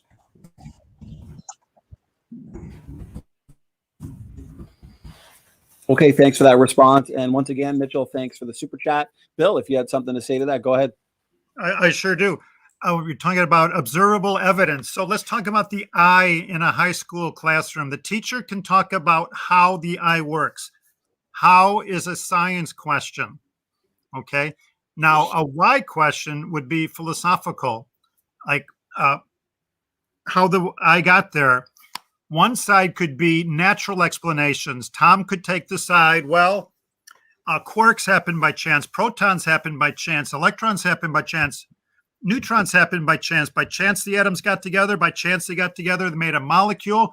They made a cell. And over millions of years, they made an eye with an iris, pupil, retina, cornea, an optic nerve, a visual cortex. That chance over billions of years made the eye, comma. I think Tom said he wouldn't deduce. I'm not saying Jesus Christ is Lord. Then the teacher could say, but other people believe that the eye is a result of design, that the pupil, the iris, the retina, the cornea, the optic nerve, the atom, the cells and molecules are the product of design. Here's my question. I have no problem if in the schools they taught that some people believe there's a designer and said, you guys can decide who it is on their own. But all they teach is the atheist worldview that every atom happened by chance, made a molecule, made a cell, and even if they could, it became a living organism. Tom, are you opposed to even mentioning that some people believe there's a designer behind the human eye? Why would we mention that other people have other beliefs? I mean, the point of the science class is to show what we have evidence for. So if you presented evidence for the God that was a novel testable prediction, then we could teach God in the classroom. Like, I'd be happy with that. But we're only allowed to teach things in the classroom that have made novel testable predictions. Can you present evidence of how an atom came to be, how protons, neutrons, electrons were formed and made an atom? Be careful. Yes. No, you can't. Yes. No, you can't. You are lying. Are you lying or ignorant? And I say that large hadron collider. We can break them apart, so we can show we how can to break them together. apart. No. Yes. Make the atom. So the way reverse engineering works is like, how do you show evidence how the car was made? Well, you take it apart and you show how the pieces work together. It's the same thing. Two horses going in the opposite direction. Breaking them apart is not teaching how they come together. Research that if you want to be an honest person. That's reverse engineering is a thing. Google it. Break apart the atom. They're not putting Humpty Dumpty back together again. The reverse engineering is when you break something apart to learn how it was put together. That's literally what it means. No, you can learn the parts that make it. You cannot explain how they put it together. Do you understand how they teach atoms came to be? They formed from the energy states in the universe. So like there was very small fluctuations that was all plasma, and the plasma then formed when it cooled to hydrogen atoms, and the hydrogen atoms built into stars, and the stars compressed them into larger atoms, and then the stars exploded and made even larger atoms. And the creation of these atoms is observed, right? Large hadron collider. Like we make what's it called? Fission and fusion reactors that literally do put them together, fusion, and take them apart. Fusion is joining atoms that already exist. They're not making the atom. I'm talking about proton, neutron, electron. Proton, neutron, electron. So those are made by gluons. Those are made by gluons. Gluons and bosons, which are just smaller kinds of things. Well, the quarks made the protons, and the temperature had to cool before the electrons come, in theory. But anyways, I think we made our points. But it's not observed. You're saying yours is observed. I'm saying neither one is observed. Of whether the eye is a design or nature pushed a bunch of chemicals around and made an eye. Right. We have indirect observation called novel testable predictions. Wrong.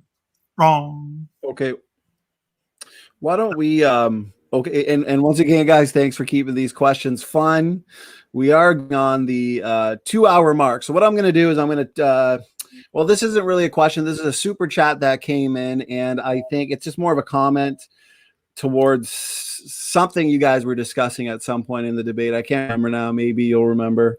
He also gives a $5 super chat. He says, TJump, Moses exists.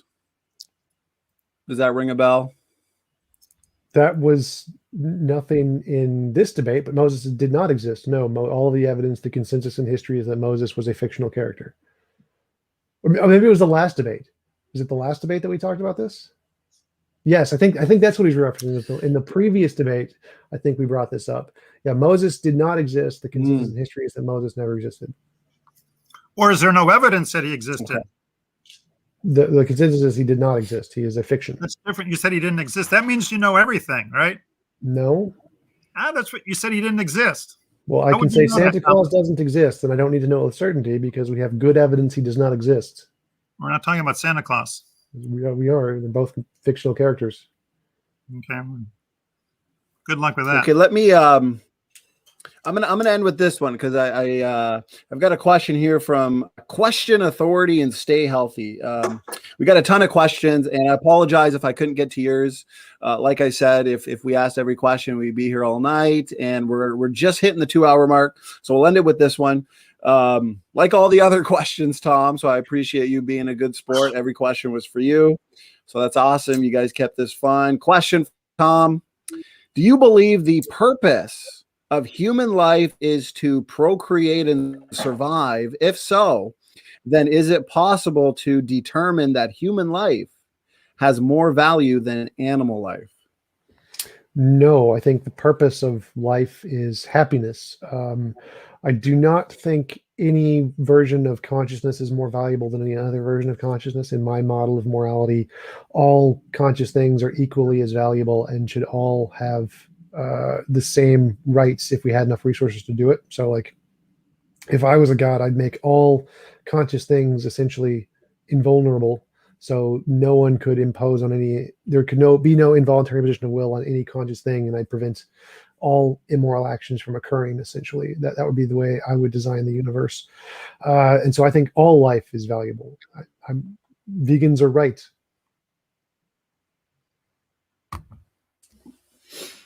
I appreciate that answer there, Tom. Bill, if you had a very good question, in my opinion.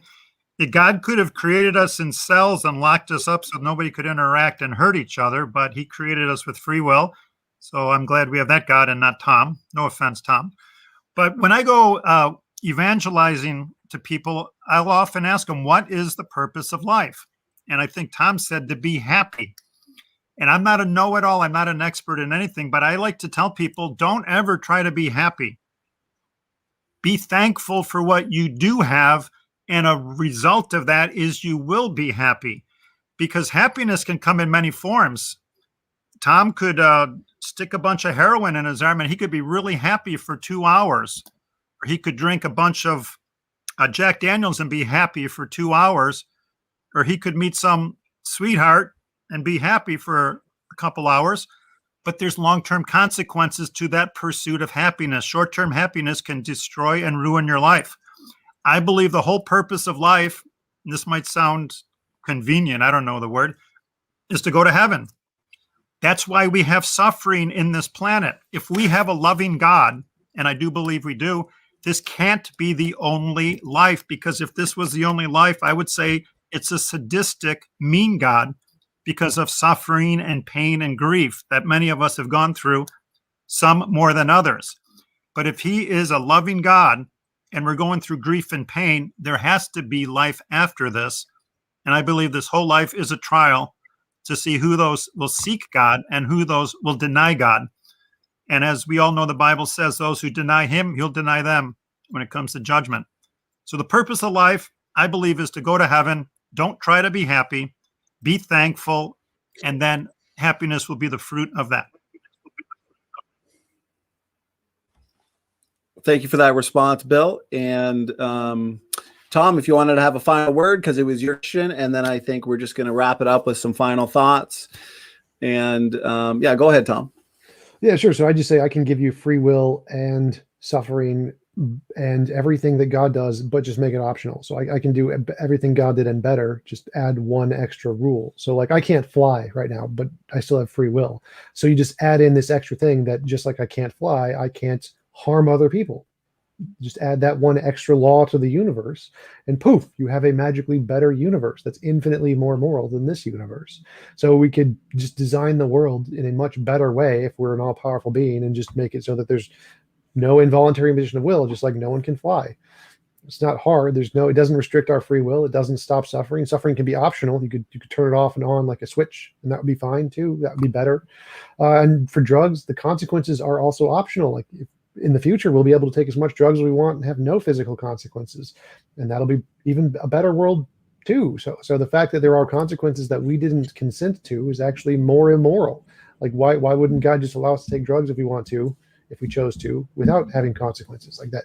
The fact that there are consequences to doing fun things is itself immoral. Like what moral monster would do that? So yeah, I mean, I think clearly if the Christian God did exist, it'd just be a moral monster. That's obviously wrong.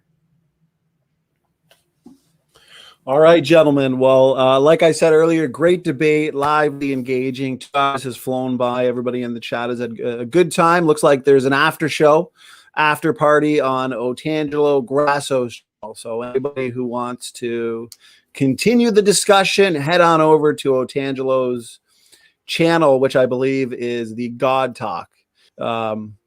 If you want to clarify that, Otangelo, go ahead in the chat. So once again, thanks so much, Bill. Thanks so much, Tom, for giving us your time for this important debate. Why don't we have some final words, final thoughts, if you want to plug your channels or whatever you guys want. The floor is yours. Why don't we start with Bill, since you started us off with your opening statement. Thanks again for being here. Always a pleasure. Bill, go ahead. Well, thank you, Tom. Thank you, Donnie. The debate is much more than just conflicting views of science. It has to do with world views, and I do believe the consequences of evolution dominating our schools and society is many, many hurting, desperate, depressed people and kids, and that's a shame because we all have a lot to be thankful for, no matter how much we're going through. But the young people and the adults are not being taught who to be thankful to, so they try to numb the pain with drugs, alcohol, more money, better Lexus, and it's just like a hamster on the wheel. Short-term fun, long-term disaster. But God bless you all. Thank you, Donnie. God bless you as well. Thanks again for those final words, Bill. It's always a good time. So Tom as well, thanks for coming back on here again. Some final words. Yeah, thanks, Standing. Thanks, Bill. It was a fun conversation. Enjoyed it. Nice to see you guys again. I do like the tie, by the way. That is a very nice tie, Bill. I got it at Goodwill for $2. Nice. I'm jealous, Bill. I do. I'm a big fan of the vertical, Good the deal. slanty line ties. I really like those a lot. So, and the blue color is very nice. So. That's the ball rolling down the hill. Keep the energy, Tom. Hopefully you turn it to the truth. But God bless you, Tom. All right, guys. Spaghetti Monster bless you too. I'm hungry. Thanks for the smiles. Thanks for the laughs. Good way to end it. Laughter is the best medicine. We can all get a little passionate during these debates, but it's nice that we shake hands when they're done. Last thing I'll say, next week, we've got the big debate that everyone's been waiting for. On the 24th, Professor David McQueen and Jordan from Reasons to Doubt. 6 p.m. in the EST, they'll be debating, is there evidence for accelerated nuclear decay? So make sure you are there for that one. And thanks again to Bill and Tom. And head on over to Otangelo's after show if you guys are interested. So Standing for Truth is out. Thank you, Tom.